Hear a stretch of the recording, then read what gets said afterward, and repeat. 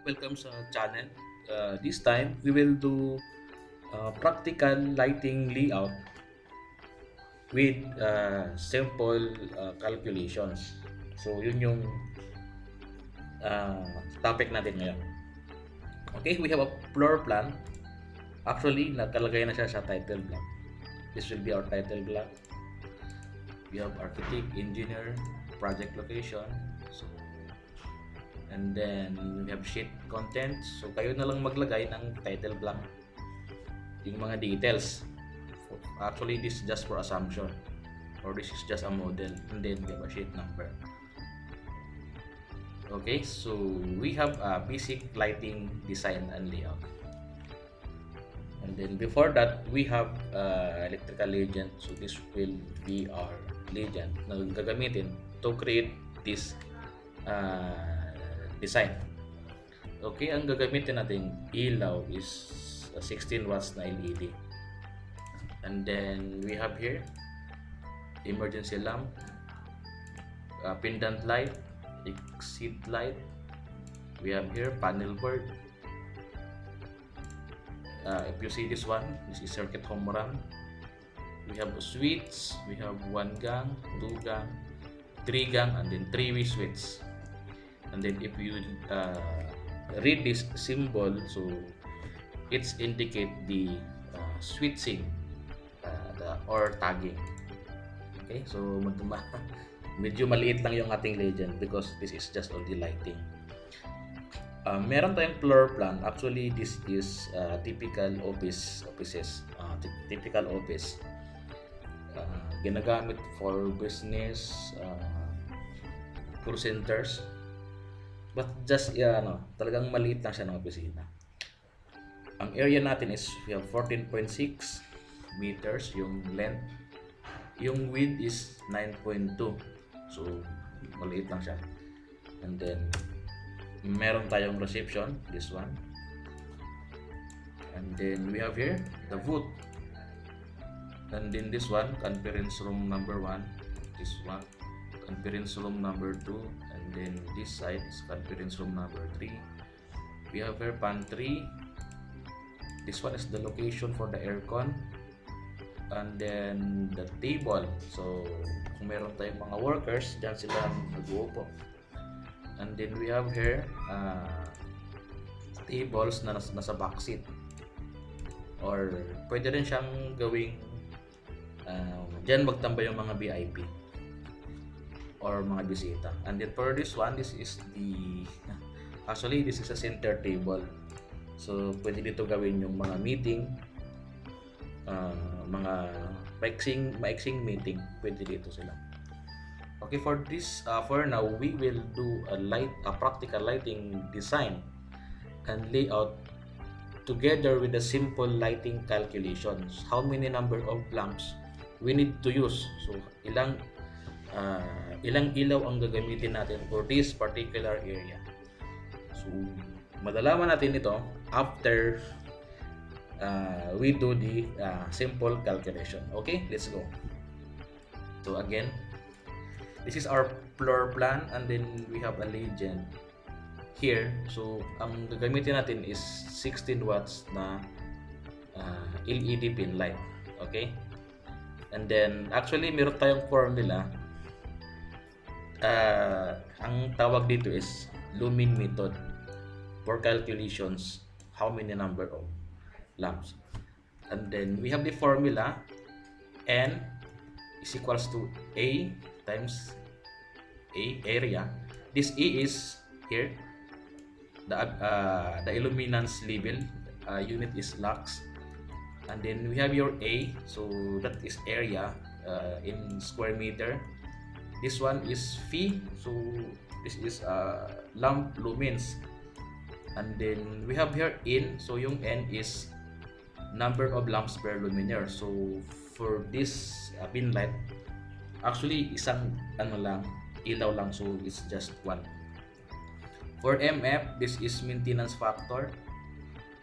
Utilization factor, UF. So assume natin na yung ating maintenance factor and utilization factor, we can assume that sabihin natin 0.80. So yun yung ano natin assumption. Okay, so can we label it here?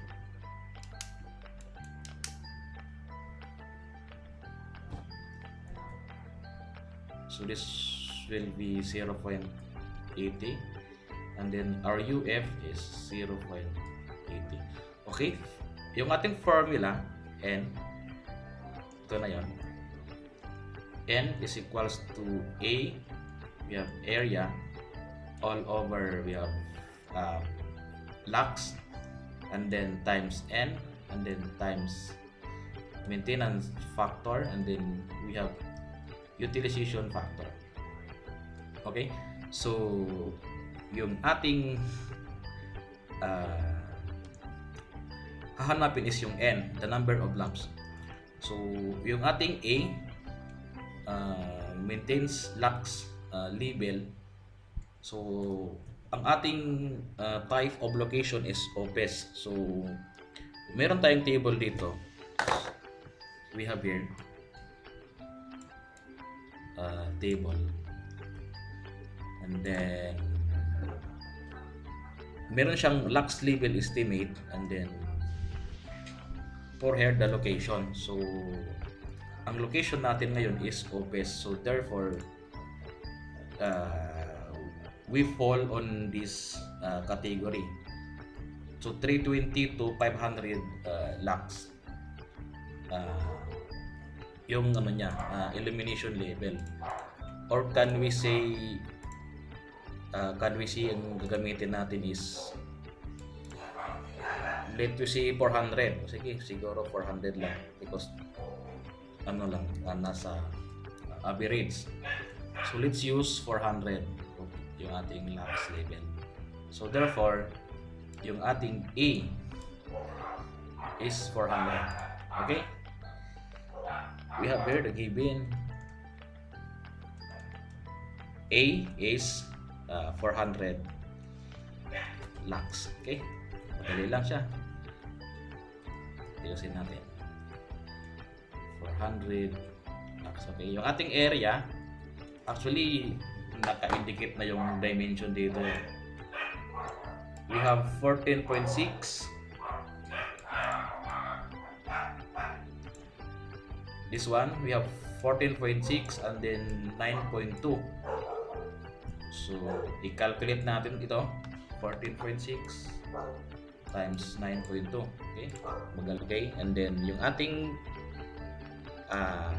lux level, I mean yung lumen level, yung ating lumen, actually ang lamp na ginagamit natin is 16 watts na LED. Okay, let's find out what is the lux level of these 16 watts. Our lamp is LED, so therefore it falls on this category. We have LED, and then 16 watts, so therefore dito siya nabilong on this side. So therefore ang gagamitin pala nating lumen ng lamp is this 1600. So again, ang lamp natin is LED, this one, and then 16 to 18 watts. Ang lumen level niya is 1600. So therefore ang lumen level is 1600 lumen. And then yung ating N, actually ang tawag nito is number of lamps per luminaire. So therefore it's just only one, because sa isang fixture is just only one lamp. Okay, ang ating MF at saka UF, assume that 0.80. MF is equals to 0.80. UF is just 0.80. Okay, we have a data and we have the formula. So let's plug in it now to the formula in order to find out how many number of lamps. Okay, let's proceed. So our formula, we have N. So yung ating E is 400. And then yung ating area, this one, we have 134.32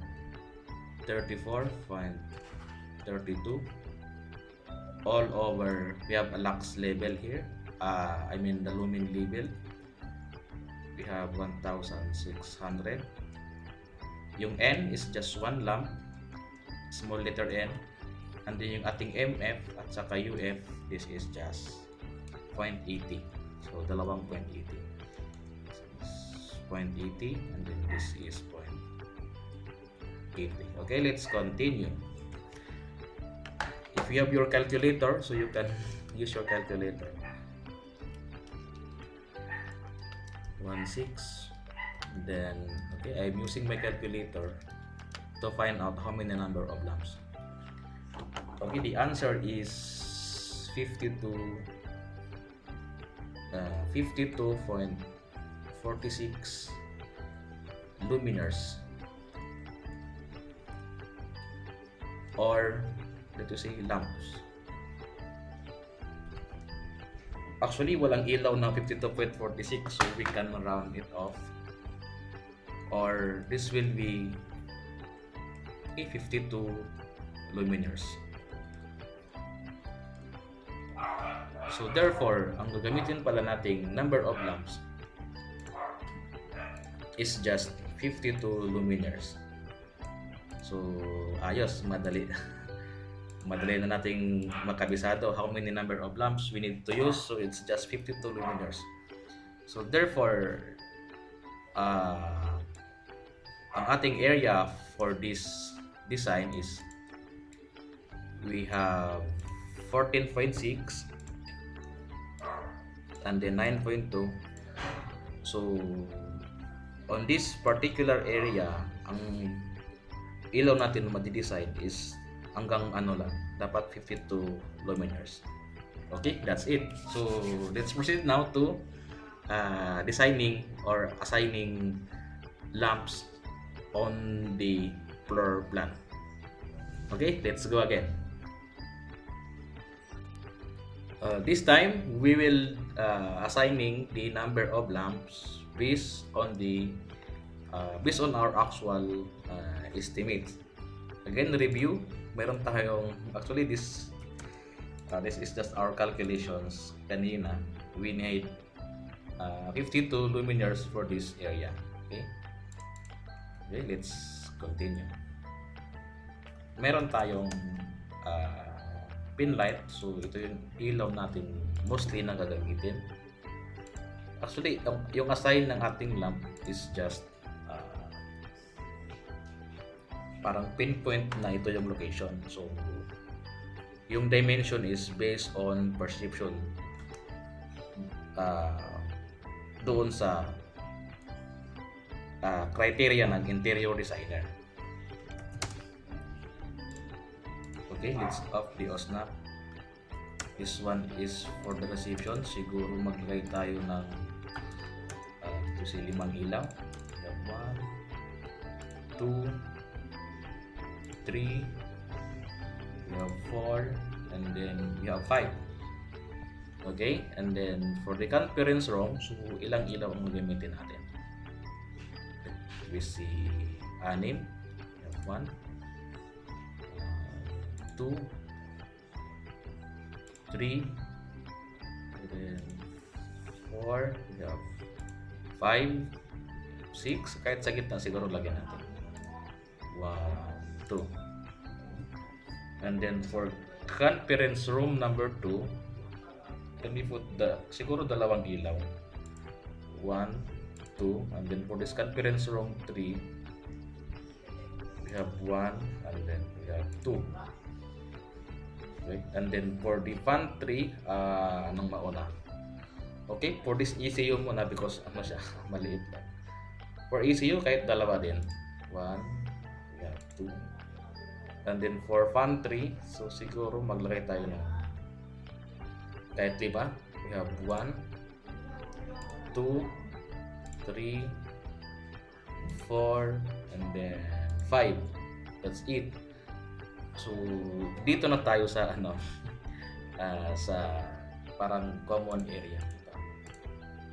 Again, for this table, meron tayo dyang lamp na pendant light.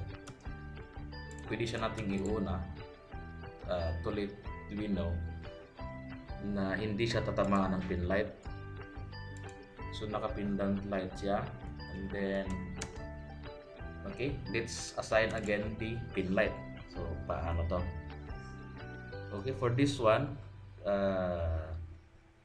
for the vote, siguro dito lagay tayong tatlo. We have 1, 2, and then 3. Okay, so and then let's copy this one para maganda tingnan. This side ito. And then for this side, ayan, ilagay natin. And then dito rin sa working station, paano to? Actually, dapat ito is maraming ilaw. We have 1, we have 2. Sige, let's assign the number of lamps. Ito, we have 1, 2, 3, 4, we have here 5. Maliwanag siya because workstation. And then after that, siguro let's copy na lang. And then let's drag it here. And then let's drag it here. Oops, may tumama na dito. So tanggalin natin. Okay, we're done on assigning the number of lamps. Let's count kung tumama siya sa 52 luminaires. Okay, let's count. We have 1, 2, 3, 4, 5, 6, 7, 8, 9, 10, 11, 12, 13, 14, 15, 16, 17, 18, 19, 20, 21, 22, 23, 24, 25, 26, 27, 28, 29, 30, 31, 32, 33, 34, 35, 36, 37, 38, 39, 40, 41, 42, 43, 44, 45, 46, 47, 48, 49, 50, 51, 52, 53. So, okay yung ating assigning ng lamps. Again, we have 53 lamps here. Ito, sa ating floor area. And then, yung ating estimate kanina is for 52 luminaires. So, isa lang yung actually this 52.46 we can round off it to 53. So, talagang practical yung ating pag-estimate ng number of lamps. Hindi tayo malulugi nito. So, maganda. Ayos yung ating calculation because tumama yung number of lamps doon sa calculation versus actual assigning sa floor plan. Let's do the circuiting or the wiring layout of our lighting design. Okay, can we have this i-on natin yung OSNAP. Okay, and then sige, let's start rewiring. So this lamp, i-connect natin dito. And then this one, tap natin here. And then this one, ganun din. And then ito, kahit siguro dyan na lang ito. And then magkasama siya sa conference room na circuit or conference room na ilaw. And then we have here this one, we have here. Okay, and then we have here.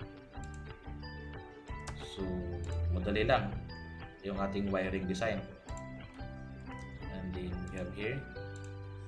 Okay, so and then let's tap it sa reception. Itap natin dun sa conference room 1. And then let's assign this as our circuit number 1. Then we copy the home run here, PB, and then doon siya sa malapit mag home run doon sa nearest. So this will be our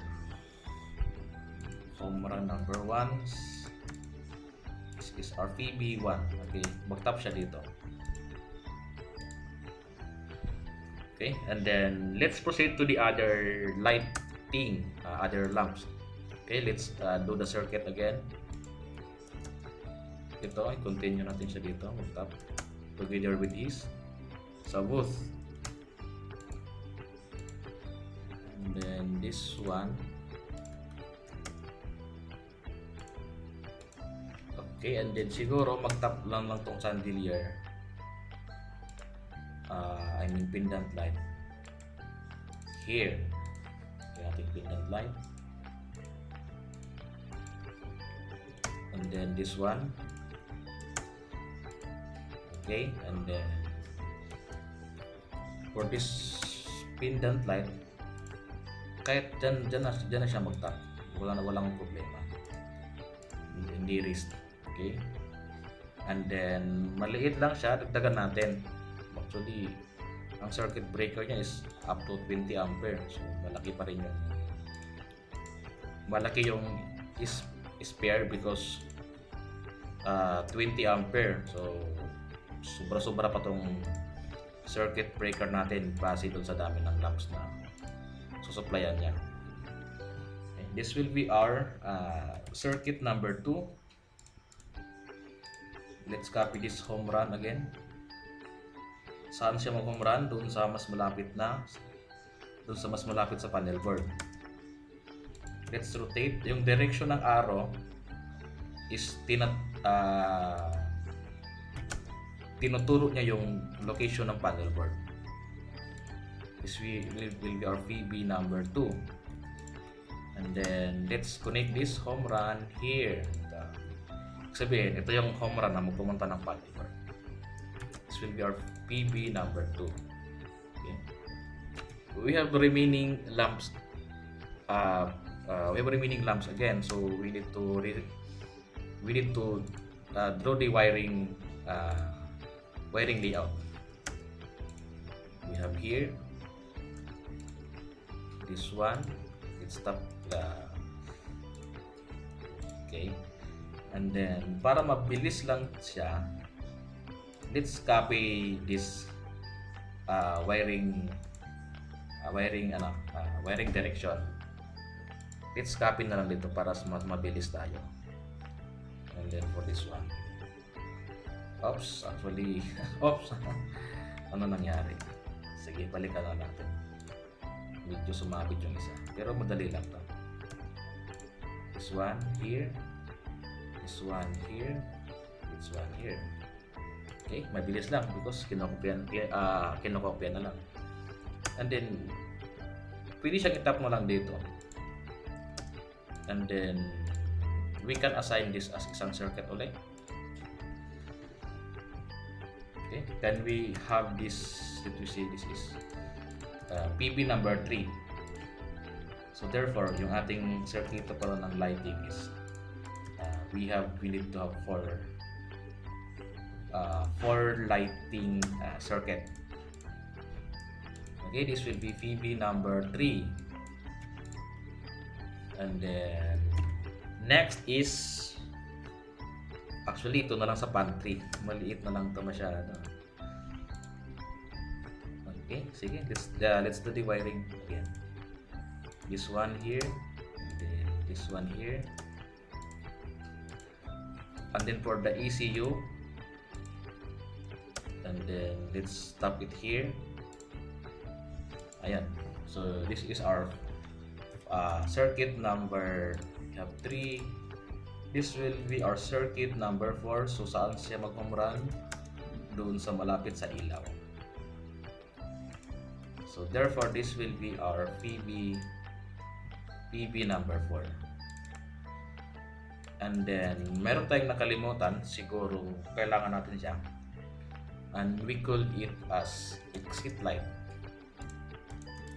Ang exit light is mostly nilalagay doon sa N3. So dapat dito lang siya ilagay. This will be our exit light, and then let's tap it to the nearest lamp. Ayan. Ito yung ating exit light. And then, meron pa tayong nakalimutan. Kailangan natin to. And we call this as emergency lamp. Can we put it here? One. For the conference room, can we put this? Can we put it here again? And then for this side, siguro dito maglagay tayo dito. Sa working station. And then dito rin siguro isa. Let's rotate it para mas okay. So, and then this emergency lamp, actually itap na lang natin siya sa mas malapit.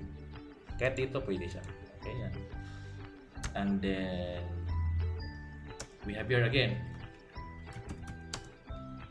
emergency lamp here. Ito, tap lang natin siya sa malapit. And then next is here.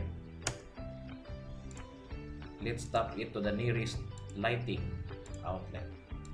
Okay, so that's it. And then we have remaining one. Let's tap again to the nearest lighting outlet. Okay, we're done on assigning this. We're done on assigning the circuiting of the luminaires. Again, review. We have 4 circuit. We have this one circuit. And then for this lamps, we have PB number 2. And then for this workstation, we have PB number 3 for the workstations. And then we have here this side for the pantry and aircon unit. We have this PB number 4. We do for now is we need to make a switching. So lagyan natin siya ng tagging para mag-alternate yung mga switch. Okay, let's proceed. And then let's use can we use the alphabet or the number? Okay, can we use again the kahit siguro alphabet na lang. This is A. And then this is A. This is B. And then this is C. This is C. So therefore, sa reception, ang gagamitin nating switch is 3-way switch. And then kuha tayo ng symbol ng switch. We have here 1. Saan natin siya ipwesto? Dito banda, because pagpasok mo nito, madali mo siyang mahanap with here. So therefore, sa reception, ang gagamitin nating switch is 3-gang na switch. This is 3S. We have A, B, and then C. That's it. Okay, sir, meron tayong exit light. Actually, ang exit light is nakatap na siya dun sa A. Or you can have this one. Let's assign this. Exit light nakatap sa A. Okay. So means to say that if this A is on, so together with this exit light is mag-on din siya. That's the beauty of doing the proper circuiting or proper switching, or we call it proper tagging. And then let's proceed to the conference room. Our last letter is C, so this will be D. Okay, let's can we put the alphabet to all the lamps, and then after that we do the alternating of lamp. We have C. Okay, this will be this will be D. Okay, our last letter is C. We have here D. Means to say that this D yun yung nag-alternate na ilaw, and then this will be A, and then this is again A, and then this is F. So yung ating tagging ng switch is tatlong letter D, E, F. So therefore we use again the 3-gang 3 gang switch. So saan natin ilagay? Dito lang banda. Bakit? Because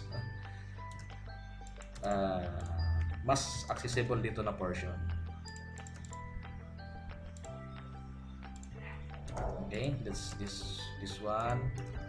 Idikit natin sa wall. Ayan.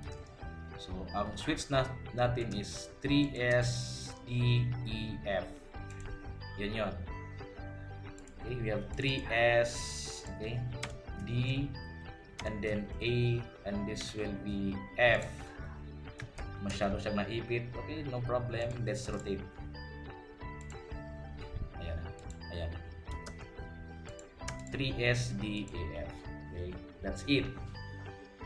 And then for the conference room, number 2, actually, this is only 2 lamps. D, E, F, this will be G. G, o sige, magtipid tayo ng alphabet. Can we use this as G prime? Wala siyang problema, hindi na siya para makatipid tayo ng alphabet. So saan natin siya ilagay? Dito lang. Here. Bakit hindi dito na portion? Because this is glass. Salamin ito, bawal ka po yan. Bawal ka dyan maglagay ng switch. Doon ka lang sa wall sa may CHB portion. So this is 2S. We have here G and then G prime. Oops. Then we have it as comma. 2 is G, G prime. Okay, this is for conference room number 2. And then for conference room number 3, can we copy this? Can we have G, this, can we have this is H, and then this is H prime. So again, we have 2 gang again. So dito siya because again, this is glass salamin to, di ka pwedeng maglagay ng switch dyan. 2 gang again, so therefore this is 2S, this is H, and then H prime. Let's rotate para mas hindi siya dumikit doon sa unang switch. So this together with this one, let's rotate. Okay, dumikit na. Let's drag it further. Okay, and then what's next? Can we have this? Pwede natin unahin yung mga nasa room. Ito aircon. HI. Okay, can we have this? Okay, kaya sa aircon unit siguro can we have only just 1 gang switch. So therefore, ang gagamitin natin dyan is 1SI. Okay.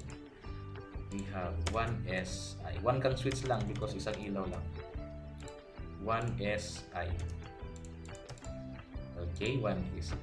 For the pantry, paano? This is J. Okay, this can we assign muna yung alphabet, and then later on we will arrange the alternating. This is J. This is J, and then oops. Then this is, can we have this as J prime again? And then for this one, can we do as this is G double prime together with this one? This is G double prime. So therefore, ang switch natin na gagamitin again is 3 gang switch. Saan natin siya ipwesto? Dito lang banda. Mas malapit. Pagpasok mo dito na portion, din this one, so dito ka lang mag-on. Okay? So 3 gang na switch ang ilagay natin dyan. So this will be 3S. We have here G, and then G prime, and then we have G double prime. Okay? Can we use as comma? 3 is G, G prime, and then G double prime. So that's how your consume. Magtitipid tayo ng alphabet. Okay? So what else? Dito na tayo sa parang common area. So paano to? Madali lang. Again, what is our last alphabet? G prime. Okay, can we have siguro K na lang again? Pwedeng K na lang. So, no problem. This will be K. Okay, can we have first assign the can we put first the alphabet and then later on we need we do the alternating of lamps. Huwag masyadong excited. We have here one, ito. Okay, and then okay, sige. We have key, so ito okay, itong tatlong key is sabay-sabay sila mag-iilaw. And then this one, can we have this as L? Siguro L na lang to. L. And then together with this one, siguro L na lang din siya. L. L and then this one is again L. I mean, itong tatlong ilaw na to, this one and then this three, sabay-sabay sila mag-iilaw pag na-on mo yung switch. L and then this two, this will be M. So yung ating pendant light is M. So ang switch na gagamitin is 3 gang. Actually, saan ipisto ang saan ipisto ang switch. So again, pagpasok mo dito sa entry, oops, so dapat dito na portion, dito na portion. So diyan ipisto natin yung switch. Okay, here, this side. Okay, so diyan siya maganda ipisto. Again, pagpasok mo dito sa entry, kapain mo lang to, so may switch ka na. And then that is 3SKLM. Is 3SKLM. Okay, madali lang. We have 3SK, we have here L, we have here M. So 3SKLM, 3 gang switch. Okay, last is the workstation. Paano natin siya iilawan? Our last letter is L, M. So this will be N. This will be N. Okay, para madali ito. Yung lahat ng N, sabay-sabay mag-iilaw. This will be N. And then this is O. This is P. This is N. O, P. Okay. And then, let's copy. Ibig sabihin, these three alphabet, sabay-sabay sila mag-switch. Together with this one. Together with this one. With this one and with this one. Oh, madali lang. It will say, itong N, sabay-sabay sila mag-iilaw. Itong O, sabay-sabay sila mag-iilaw. Together with this P, sabay-sabay sila mag-iilaw. And then itong sa apat na natira, siguro P na lang ito because nasa likod na lang nito. Sabay-sabay na lang sila mag-iilaw yung P. Ayan. So, we have P. So, ibig sabihin, on this portion, sabay-sabay sila mag-iilaw. So, therefore, pagpasok mo nito, mailaw ka nito. Saan ang switch natin para sa workstation? So, dito yung mas okay. Dito na portion. Ito. Dito. Because, actually, meron siyang wall dyan sa pantry. Dito tayo mag-switch sa portion. So, this will be 3S NOP. NOP.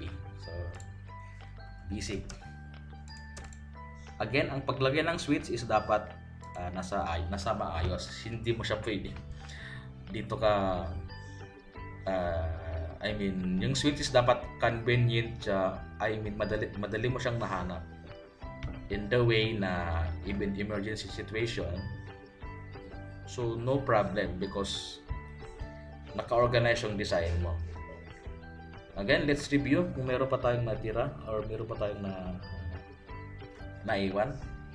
For conference, for the reception, okay.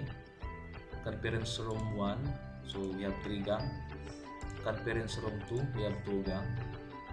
Conference room 3, we have 2 gang again. For the ECU, 1 gang. For the pantry, 3 gang. And then for this common area, so key LM, so 3 gang. Saan yung switch? Dito banda. And then for the workstations, saan siyang anong switch? We have N, O, P. So saan natin ilagay? Here. So tapos actually we're done on do the circuiting of the lighting layout. So ganun lang kabilis, ganun lang kadali mag-draw ng circuiting, provided na alam mo yung posisyon ng mga ilaw mo. I mean, yung assumption kung saan mo ipwesto yung mga ilaw. And then otherwise, itong ating calculation, itong tinatawag na lumen method. So 52 luminaires yung ating lamp assignment. So 53. So pasok siya sa design natin. I mean, yung ating calculation is accurate. Hindi siya accurate, practical. So that is why ang topic natin ngayon is practical lighting design. So okay, so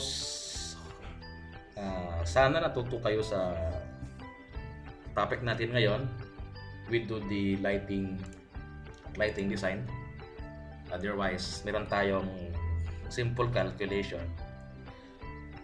And then itong ating floor plan, so naka-arrive tayo ng 4 na circuit, 1, 2, 3, 4, and then we have switching and tagging. So that's it. So this is the efficient way to do the lighting design. First is you need to know the area. You need to know what type of space it belongs. Kasi mayroong iba opisina, yung iba warehouse, yung iba parking. So maraming category. So you need to familiarize. And then yung lux level, ayun, importante yun. And that's it. So sana may natutunan kayo. For the next session, we will do again another topic of lighting design. So thank you and hope you like it.